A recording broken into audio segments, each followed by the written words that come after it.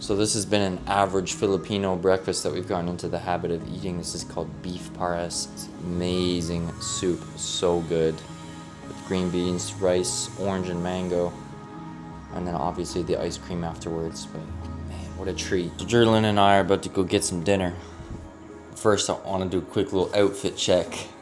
Check out the check out the outfit this chick picked to go get some dinner. Wait, come on. Come on, do a little 360 for us.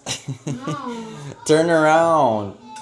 The shirt is the main part of the ensemble. We love the Hello Kitty PJs, but please show us the mix match with the shirt. We love what you got going on, Jerlyn. No. Come on, do a little 360. Stop being a baby. Show the subscribers. Yeah. Stop that! The cow print. The cow print tank top with the Hello Kitty PJs. No, Yes, Hello please. Kitty. You know, back in my country, you know who dresses like that? Welfare cases. Do you know what welfare is? No. It's the people who don't have any money, so the government gives them free money. Stop that! Guys, check this out. Something just caught my eye in my house. Look at this little guy. Look at him. He's just trying to curl up into a little ball. A little frog ball. Yeah, jump out. You can't be in there. Man, that thing is cute. Look at that. Oh, it is a humid week in the Philippines. For some reason, I can't remember if it's always like this or not. It's not usually this humid, right? Yeah. No? Okay, good. Oh.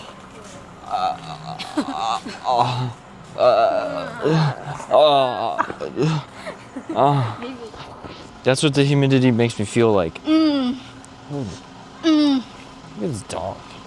No.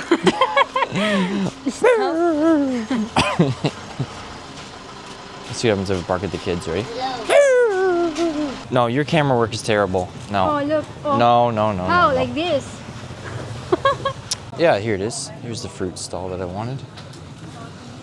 Grapes. The saddest thing ever happened yesterday. The municipality came around with this big truck. I was inside and I heard the commotion. I didn't know what it was, but it was like 100 dogs barking, just going absolutely berserk all at once. And I don't know, I just thought it was a bunch of strays chasing each other around on the street or something. And I was like, okay, that was weird. And it was over after like 5-10 minutes. And then I found out today that municipality hires people to go around and collect stray dogs and take them to the pound. And the pound here is terrible. The pound in the Philippines is not a good place. It's more or less a death sentence for dogs. A bunch of them are crammed into cages and not fed properly, if at all. There's a ton of deaths there. It's just hell on earth for strays. But I understand it because that's what they need to do to keep the stray dog population down and rabies down and things like that, you know. Try to prevent the problem from getting any worse. So some dogs do have to be a martyr, unfortunately. Look at this poor baby's eye. I know, I just want to look at it. Oh, baby. I can't tell if we can see in that. Oh gosh, that's horrible. I don't know what that is. Oh, he's an old boy. Oh yeah, he's old for sure. Bye, buddy. This one's big. That's a big cat. Look at this one. But what makes it so particularly sad is that the two dogs that I feed in every single video, I know you guys have saw them, the two twins, the puppies that live in the basketball court, one of them was taken, not both of them, just one of them. So the other one is just there by himself, you know. They're strays, obviously. They have no family. The only thing they had is each other. They sleep curled up in a ball together every single night. They play together every single day, eat together, everything, you know. And now it's just one of them. So the other puppy has just been wandering around by himself all day, and it almost looks like he's looking for the other one. It's awful, just heart-wrenching, man. But enough of that negative talk. We just got some junk food, a little bag of grapes, and then we're gonna go get some healthy food, which is a jelly-filled powder donut and a chocolate bar to wash down the junk food. Wire hanging down, copper is showing and everything. It's just going down straight into this water here. Holy, I thought the ants were bad in my house. Look how many ants they got in Jerlyn's family's house. Anyway, John Paul is going through a transformation right now because he wants to be just like Plague Raven. He's going for the military cut.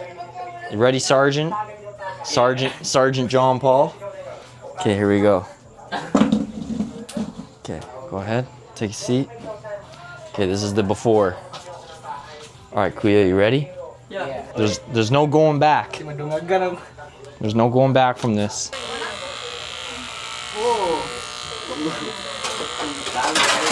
Done. Done.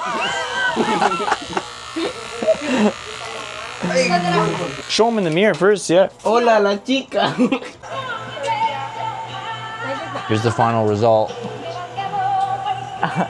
Who wore it better? 3 o'clock in the morning. We just woke up to like crazy sirens everywhere. And we saw this orange glow in the sky. That's just this big fire somewhere, so we're gonna check it out. Looks like quite the blaze. Oh, Jesus, man. It just fell into like a sewer.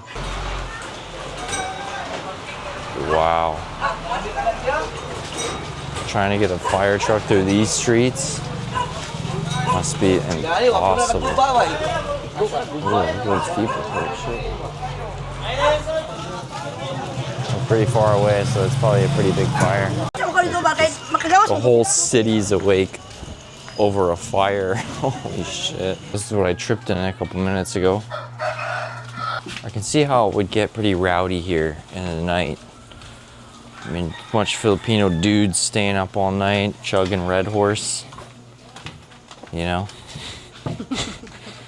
And I mean, like, you got all these, like, sharp objects and knives and pieces of metal lying around and stuff.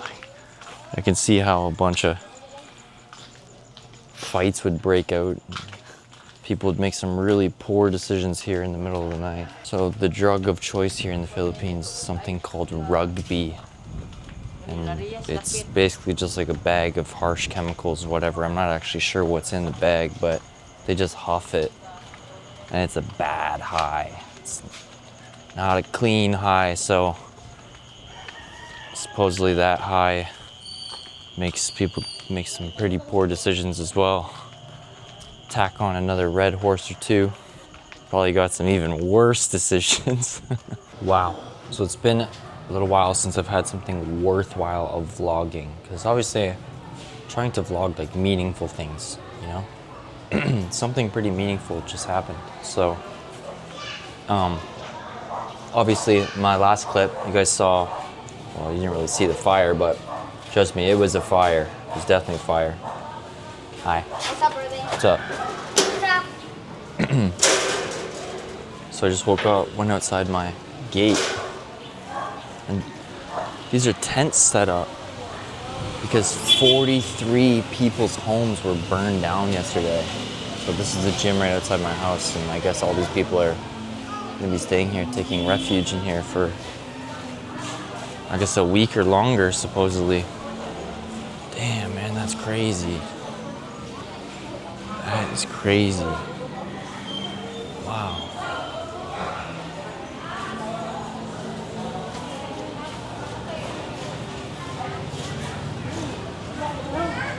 I knew it was a big fire, but I didn't know it was that big. Wow, that's crazy. 43 people's homes burned to the ground.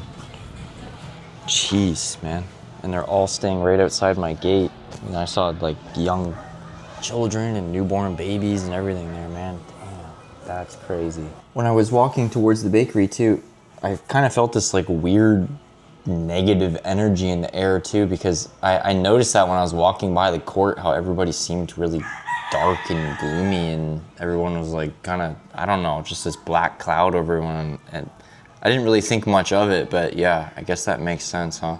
Man, I wonder what something like this, like what is the outcome of something like this? Because in Canada, we have all sorts of aids for something like this, you know? We have like government aid, and the community really bands together, and I don't know, there's just a lot of systems in place to protect citizens from things like this, you know? The architecture here in the Philippines, obviously everything is so densely built, and it's not like fireproof either, you know? So yeah, man, if one thing catches fire here, you can totally see how it could be a real nightmare. All those people's homes burned down, and I kind of feel like the Philippines is just like a all tough luck type of place, you know, where no one's coming to your rescue, figure it out yourself.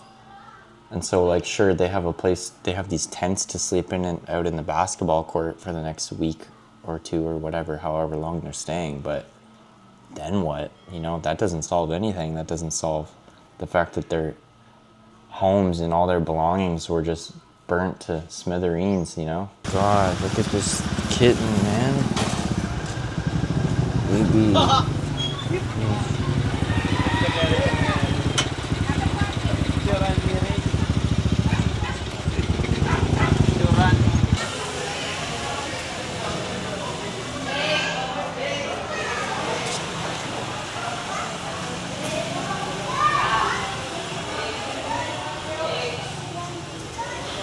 So many damn beings here that need help.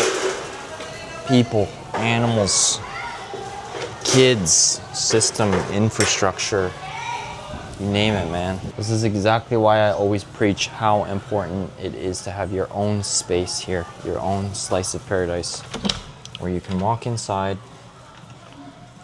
the noise turns off, you have your own clean, quiet, safe haven. You can just shut your brain off from the outside, you know? Because I will admit, it definitely takes a level of energy to deal with everything happening outside of this door, you know? Not relaxing out there, to say the least. It's starting to get pretty crowded in here. I think people are kind of done getting all their belongings for whatever they own from the fire.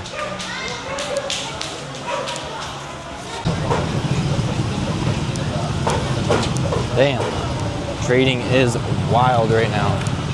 Sunday, I think, something pretty funny just happened. A guy was on a motorcycle with a family, and so I assumed he was a tricycle driver, and I asked if he was going to trading, and he was like, yeah.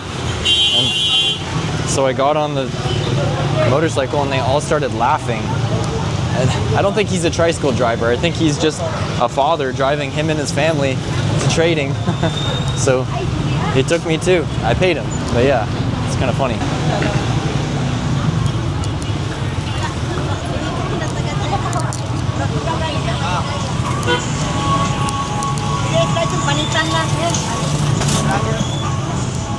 The best way to explain the Philippines is like being at a fair or a carnival or something like that. You know, when you go to a fair, you know what the energy feels like? There's like food and rides, and I don't know, everyone's in pretty good spirits. It often feels like that here. Every single night, any day of the week.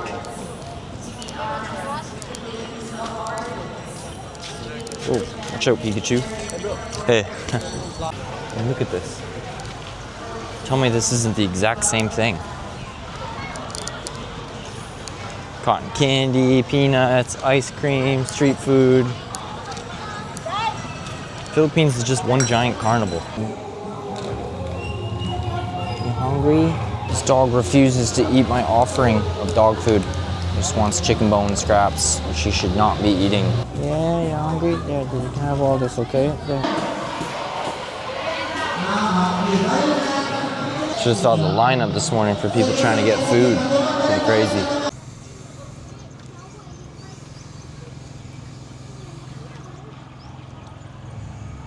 Just here at the beach, solo, doing some reflecting, some thinking. So the story of the name, the Plagued Raven, is actually ancient. It's I used to like metal music when I was younger, and so me and my best friend at the time were thinking of like cool aliases, you know? And obviously, Raven being my name, I wanted to play off of that. And I was thinking like, oh, the Plague, that's so cool, that's brutal, that's awesome, let's do that. But it's kind of crazy how much meaning that actually came to be, because I feel like I am kind of plagued with something, and it's like that existential crisis, that boredom, that looming boredom is constantly chasing me no matter what I'm doing around the world, you know? I mean, like, I just uprooted my life from Canada and moved to the Philippines, across the world, by myself, with limited experience, with limited funds, with limited knowledge of really how to do much of anything, you know? And I feel like now that I've already settled in, I'm kind of bored. But not nearly as bored as I would be in Canada, but still, it's just a feeling. I'm plagued with that feeling that like I will never be able to escape. And I've accepted that as like something, that's a challenge I'm gonna live with for my whole life. I know it to be true. I just know it to be true. I think that I'll find inner peace in a lot of areas of my life, but I don't think that I'll ever find inner peace in that regard. Yeah, I don't know, man. I don't know. I've made money before. I've had some fun experiences, man. I've done some cool things in my life, but if you were to give me like a Ferrari right now and just open the roads up around town and let me blitz around in it, I would still get bored in an hour of that. Or, you know, if you would take me skydiving out of a plane today, still after doing it a couple times, I'd be like, okay, that's cool. You know, what's next? You know, I don't know. I don't know why I'm like that. I don't know. There's something, I cannot escape that looming boredom. It's kind of cute watching the stray dogs here chase kids around. Kids are busy, they're always on the move. They always got somewhere to go, even if they've got nowhere to go. And I feel like that gives the strays purpose. Seems like the strays often like to follow the kids, like, hey, where are we going next? Okay, what's next? What are we doing? One thing I can say for sure is that the decision that I made coming here has definitely gotten me closer to inner peace. I wouldn't say that I feel complete inner peace, but I'm definitely closer, absolutely. And another big milestone of that was actually pretty much selling everything I own. In fact, I'm actually really making the big decision right now to actually tell my family back home to just sell literally everything, because I've still got my computer and my speakers back there and, you know, a couple other things, whatever, that I kind of been like holding on to for emotional reasons and stuff like that. But I'm at the point now where I'm like, you know what? Let's get rid of all of it. Let's just sell everything. And I think that I'm gaining even more peace from that. I think that the minimalism that I've adopted in the past couple of years in this nomadic lifestyle is, I recommend anybody to try it because I find a lot of peace in that, for sure. I think one thing that people that are lone wolves suffer from in this life is that a big part of life is people. It's community. It's the people that you involve yourself with in your life, you know, whether it be family, friends, or people with like-minded interests and hobbies and things like that. And I never really had too much of that, you know, so, or by choice, I just don't jive with people, man. I've never really jived with people before. My company for most of my life has been, again, I've had two best friends that both moved away, so it was just us playing video games. And then girls, honestly, it's just been females, like whatever girlfriend I have at the time, right? So that's where I get a lot of my socializing from. But maybe I'll try stretching out of the box a little bit here, because it seems like the platform here is a lot more welcoming to things like that. So for instance, the music scene, obviously I'm a big time guitar player. The music scene back where I live is horrendous, right? So Canada is 40 million people across a big piece of geography, right? It's a massive landscape, Canada. The Philippines is 110 million people, right? That's just crammed into a couple little islands too, so it's almost triple the amount of people in a significantly smaller space. On top of that, they've kind of escaped like the work these stray dogs playing around with each other, cute. But I feel like they've done a better job at work-life balance here in the Philippines, you know? So because of that, there's more going on here. There's more of a music scene here. There's more live events. There's more socializing, you know? Technologically, it feels like the Philippines got to a point where North America should have ended their like technology endeavor. Technology has such a tight vice on North America to the point where nobody goes outside and talks and does any of that stuff anymore. But here in the Philippines, it's like they stopped. They're behind in terms of tech, but it stopped right where it should have, right where the point where like people still want to go outside, and not everyone is addicted to video games and just sitting in front of a TV every day and stuff like that. You know, that's not a thing here, not at all. People get bored of that real quick here. It doesn't have the same strangle, same chokehold like it does in North America. Another thing I find inner peace from is that even if the Philippines wasn't the answer, even if at some point I do move out of the Philippines, I know that I definitely got closer, much closer to where I need to be, because Canada is not the answer. Hi, Te. Will I live in the Philippines for the rest of my life? I don't know. I really can't say. I have no idea. Life is long, man. I'm only 32. It's not that old enough, but who knows, right? And this is the only other country I've even ever been to outside of Canada, really. I mean, properly visited, you know, aside from layovers and whatever, but I really can't say. But what I can say for certain is that I will not be living in Canada. So even if it's not the Philippines, it sure as hell is in Canada.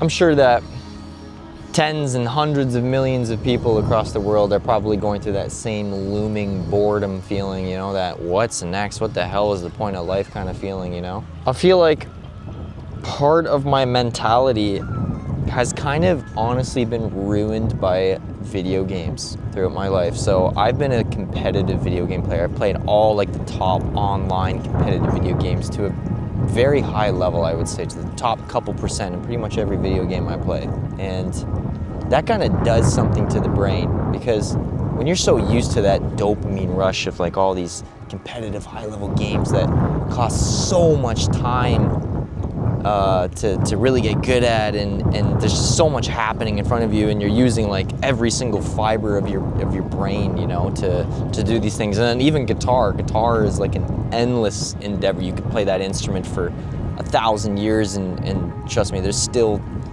things to learn, you know, when it comes to music. It's just, so these things have kind of like altered the way that my brain works, because now going for a walk in the park or something like that, trying to enjoy some trees and, you know, even something like this. I mean, don't get me wrong, I'm enjoying this right now, you know, this is nice, but I still have this feeling in me that's like, okay, well, what's next? What's the goal here? It feels like I need purpose behind everything I do, which, that's a plague, man. That's a plague in its own.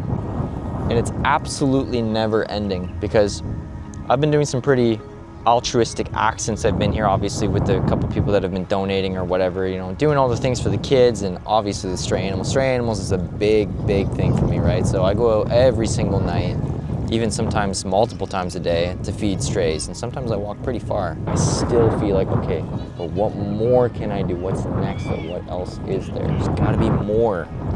It's like I'm just never sated. It's even more challenging for me, for somebody like me, because on top of my brain working the way it does, used to such high skill ceiling activities, such dopamine rush type of shit, you know, I don't drink, I don't smoke, I don't do drugs, none of that stuff. And again, I'm very selective with my company. So all of these things lead to just that lone wolf lifestyle again, man. Like even here in the Philippines, you know, it's every single night that I'm walking the streets and you see people having social gatherings with what? Alcohol. Drinking was the thing to do back in Canada, and for a lot of people it's the thing to do here. That's like the main core of socializing, like the core socializing activity, I would say, for most people, man. Probably in the world, unfortunately. Kind of crazy how people need to be getting drunk to be able to enjoy their time together. I remember shooting a wedding like last year or something like that in Toronto.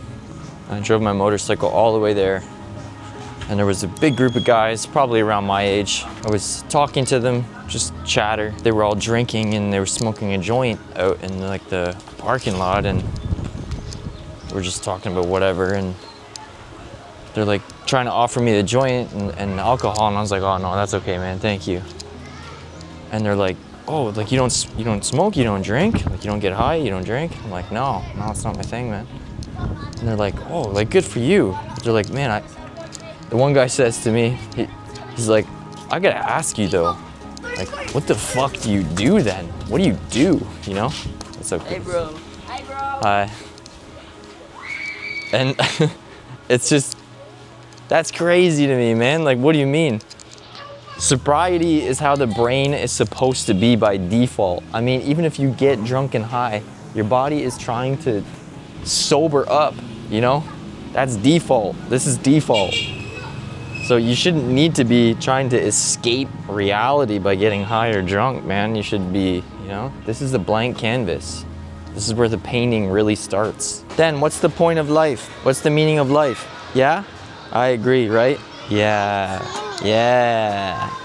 Yeah, you know the meaning of life? Yeah. Yeah. Okay, see you guys later. Bye, Dan. I know it probably sounds like I'm complaining, but I'm not. It's just who I am, you know? It's just a fun fact about me, that this is a unique challenge that I have to deal with. In fact, I'm actually very happy. We took some big wins this year. I mean, God, I can't tell you how much better I feel being here than I did back in Canada. We definitely made some plays. Got my big own 2-story place for a little over $200 a month, you know? I heard it's starting to get a little chilly in Canada already, which, ooh, God, that's quite early. Getting cold in September is definitely a little earlier than normal. And when it comes to the weather, yes, the Philippines is hot, 365 days a year, but the difference between the heat and the cold for me personally is that the heat is agitating and exhausting. You know, it can get a little overbearing at times, definitely, but the difference between the heat and the cold is that the cold is just depressing. I mean, like 6 months a year in Canada, it is frozen solid there. You're just snowed into your house.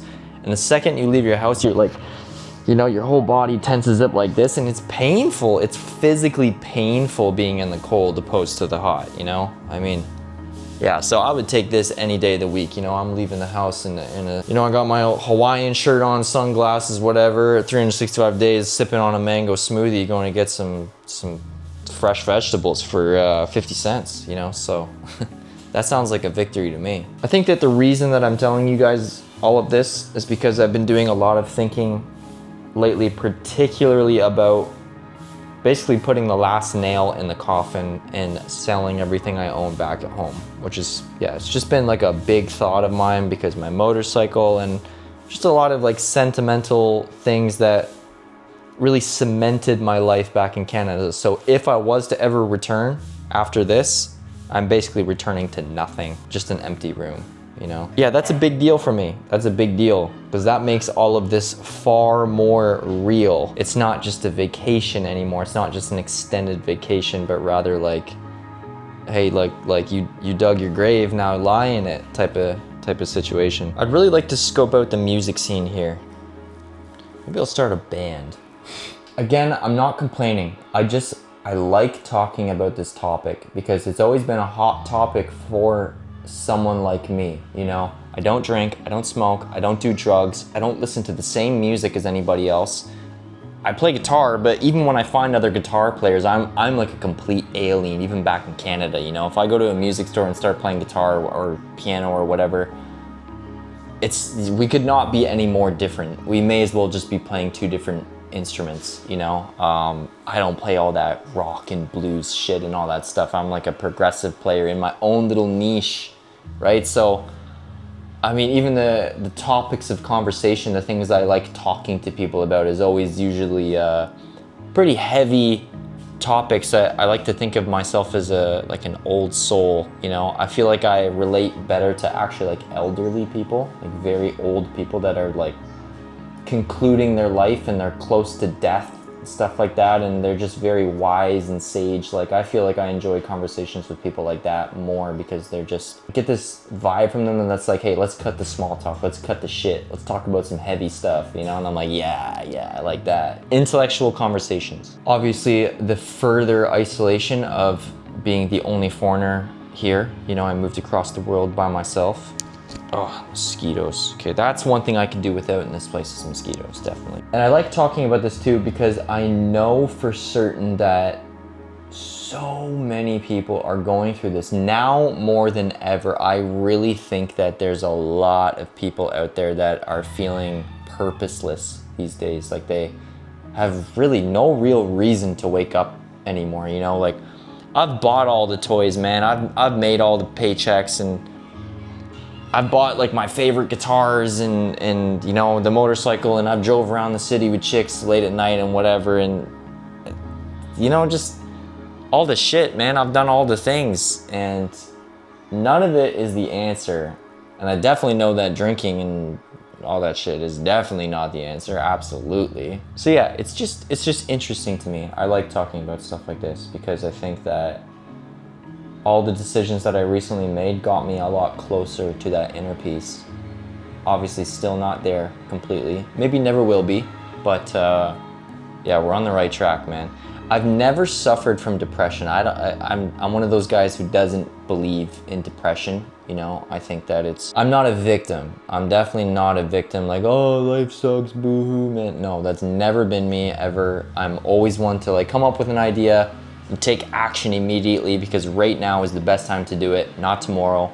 You know, I'm not a procrastinator. I've always been a very disciplined, intelligent individual. I take pride in that. I'm not afraid to suck at something, admit it, because that's what you need to do to get better. You know, I'm good at self-reflection and seeing, oh, we got cats fighting outside. I tell you though, the minimalism thing is such a key move to getting away from that rat race materialistic lifestyle, you know? I mean, I made sure that everything that I bought in this new place that I'm staying at is just meaningless. I mean, this table's $12, this couch is $100, still cheap, you know? And like, it's so contemporary, I can lift it up with one hand. And if I ever had to leave this behind for some reason, whatever, so be it. You know, the chairs and the table are another 10 bucks. Like, I'll show you guys what I left behind. I'll show you a picture of my studio that I left behind and all the full rack of guitars and all the stuff, you know, just holy crap, man. I mean, I really downsized, you know, and God, it feels so good. I recommend that. Just clutter, just only keep the shit that you use every single day and ask yourself, do I really need this? Is this really gonna embellish my life somehow? And if it's not, get rid of it. You'll feel better. And all that stuff that you think you're gonna use one day, you're not gonna use it. There's a bit of rewiring going on, you know, with my brain, where, again, like I said, competitive video games in particular are poisonous because when you get trapped in that loop of competing, I think being competitive is healthy. I think it's a good thing because it's drive, it's ambition, and it's means to getting better at something, you know? So I think there's something to take away from that, but I think that maybe I'm taking it too far because it started bleeding into other aspects of my life. Like for instance, okay, playing badminton out in the court every day, which I've been really enjoying, like being active again. But now I'm already starting to ask myself like, oh, maybe there's a league here, you know? Like, let me go on the internet and see if there's any, like, you know, like maybe we can, like, let's get a net going and let's really start competing here, you know? And I was thinking like, oh, you know, maybe we can, like things like that. And it's like, dude, just chill out. Why do you have such a hard time just enjoying yourself? Why is everything always got to be a fucking competition with you, you know? And it is, man. And once again, that's my plague. Escaping that North American materialistic rat race mindset is a decision ultimately, but it also comes with some challenges of its own too, because I've even been flirting with the idea of buying a motorcycle here, right? Just to kind of cure that itch of adventurism a little bit. And again, some further independence of being able to drive wherever I want. I don't like driving here in the Philippines. I think it's kind of a death wish, if I'm being honest. I think accidents here are crazy. They happen all the time. I've even saw, like, one of my previous trips here, we were driving on the highway and some van took a left-hand turn. It had to be like 2 minutes prior to us driving down this highway. Motorcyclist crashed right into it. Our van slows down obviously because there's traffic now and we're driving past this van. The police officer picks up a helmet, like obviously from the motorcyclists that just died, and is pulling out brains. I kid you not, pulling out brains out of the helmet and like showing everyone on the highway. Like we're driving past slowly on the highway and the cop has brains like this in his hands, just showing everybody, like he's like oh, like look at this, like you know, like holy shit. And I'm like holy fuck, man, that's somebody's brains, right? I never saw something like that in Canada, but But anyway, regardless, off topic. Flirting with the idea of getting a motorcycle, and I'm like, oh, I'd only need like a 125cc engine here, you know? Like that's plenty enough. And I was like, but wait, I had a 300 back at home.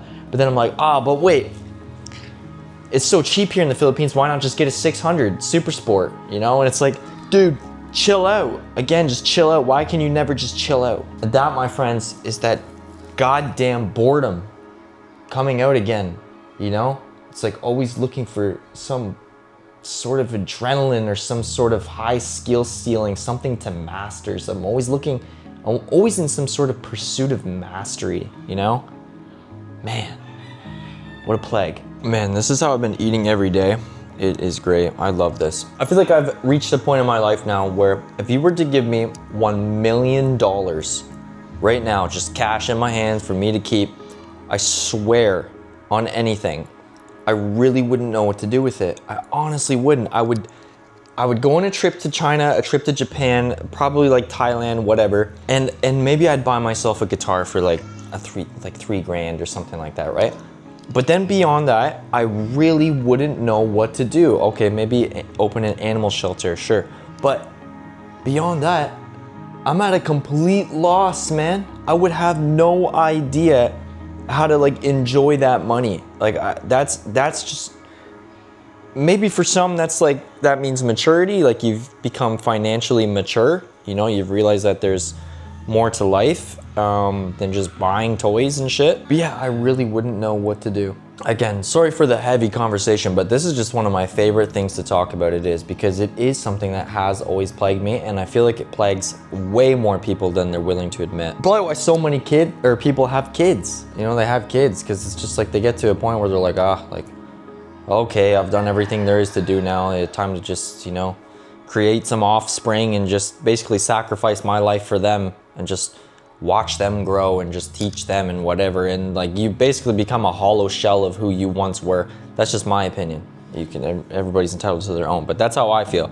I feel like having kids is for people that are bored. And that's a hot take. I know a lot of people are gonna hate me for that one, but that's just me, man. I feel like I have a little bit closer to that competitive, like Michael Jordan, Mike Tyson, Michael Jackson type of mindset. On the run and just running from the madness, man. Trying to find out what's next. What is next? Gotta be some big shit. Gotta be some big stuff happening. This is one reason why I have so many talents.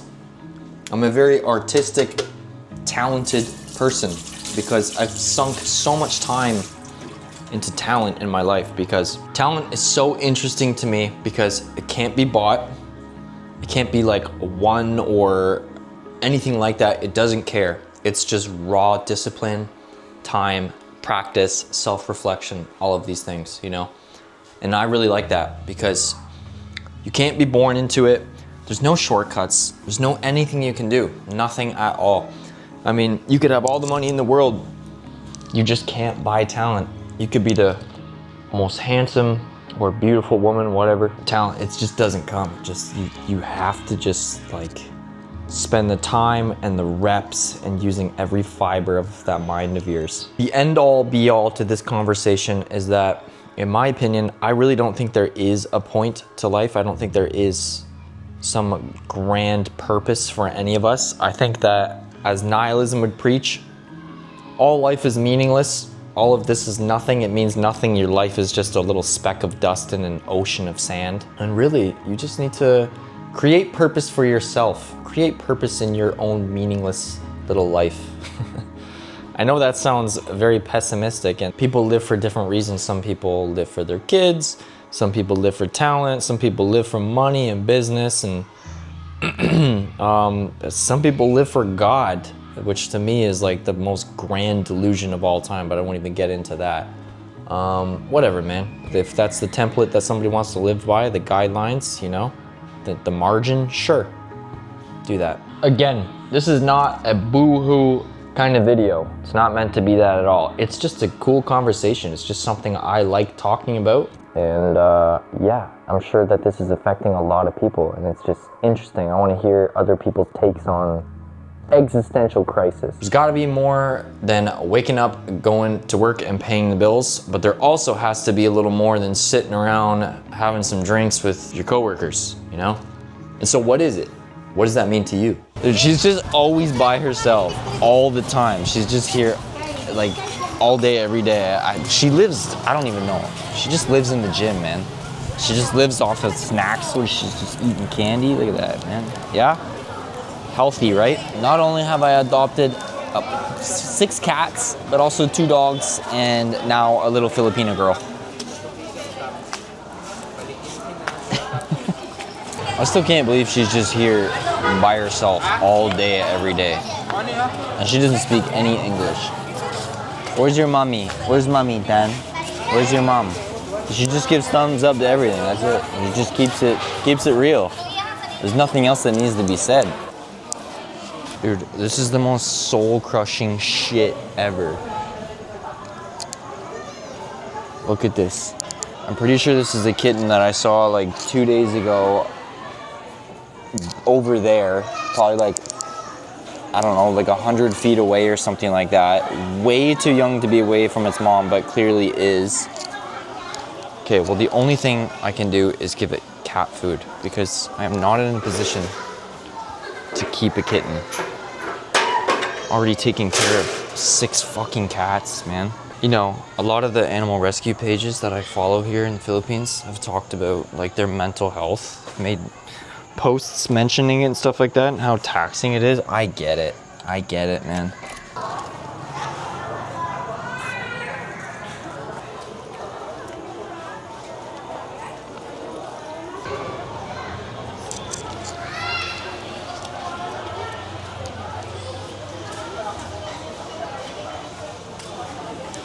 There's too much to do here, man.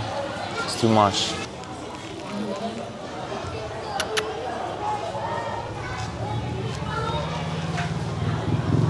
Here.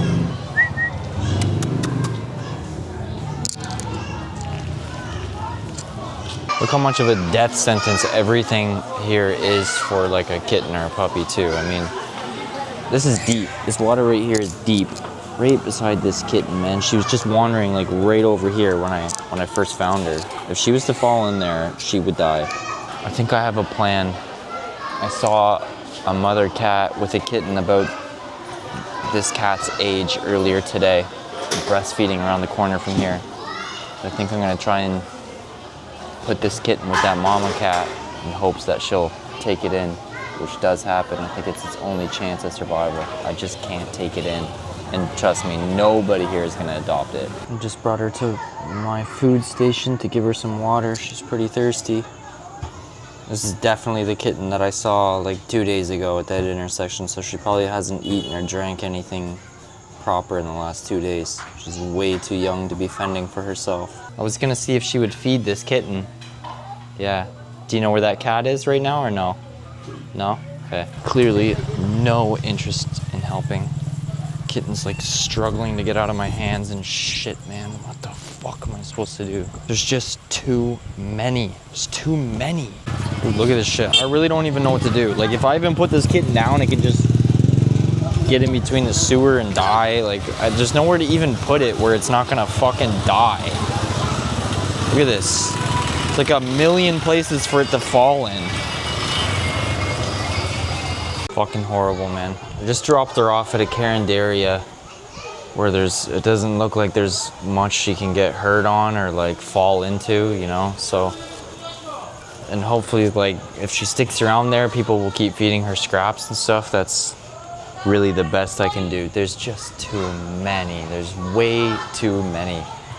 Like, honestly, in our area alone, there's like gotta be 1,000 stray cats, you know, plus all their kittens, whatever. It's just, it's so stressful. If I wanted to, I could have 50 stray cats in need in my house by tomorrow if I really wanted to, you know. That's how bad the situation is here. There's just nothing I can do, man. I gave the kitten a meal, I gave it some water, and I tried to put it in a safe place. That's all I can do. Ken, you just keep that shit popping like a real G, you know what I'm saying? Yeah, say it in the camera. What do you want to say to the camera? No, don't flash your boobies. Way too young to be flashing boobies. Shirt down, please. You're gonna get me banned. What do you want to say? Say to YouTube. Yes. Yes. Keep that shit popping, my G. I'll catch you on the flip side.